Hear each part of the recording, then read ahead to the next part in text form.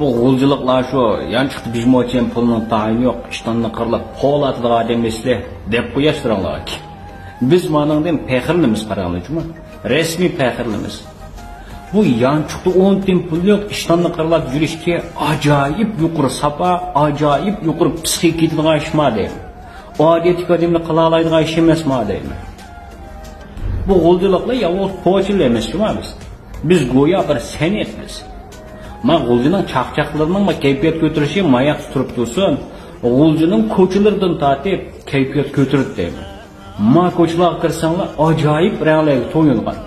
Ma rangli sizlarning kayfiyatini ko'tarib, bir xil xushxo'ylik yetkazib turadi. Shung biz g'uljilikni kulib turimiz emasmi? G'uljilikning uylari kirib ketganmizmi?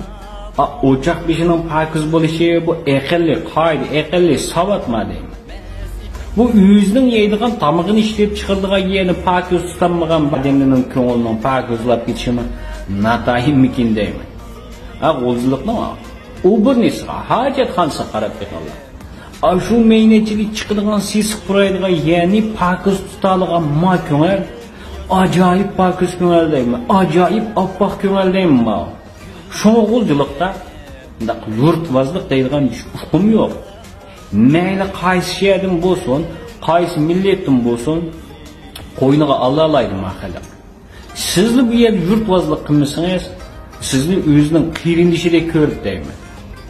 Ma daryo bo'yidagi xalq muhabbatga g'arq. Ma yurtvozlikni tashlaydi. O'xshash bir tilda so'zlayotgan ma xalqning se'ayalik, semmayalik, mayalik mandaq deyishi bir xatarjima. Biz hammamiz shu ulug' vatanimizning tuprog'ini tuzini yeb, suyini ichib yashayapmiz. Oyshardan suv eklib ishganlarimiz yo'q-ku tefa. Shunga yurtvozlikni asla tashlaylar. G'uljining sayohat pesli keldi. Kelib ma mehmondo'st xalqni shu ziminiga kelib, bir ko'rib, kayfiyatni ko'tarib, bir xo'shallik bilan o'ynab qaytishinglarni qarshi olamiz. Undan boshqa mayli qaysi millat bo'linglar, shu persiyat bo'lanmayotganlar bo'lsa, bizni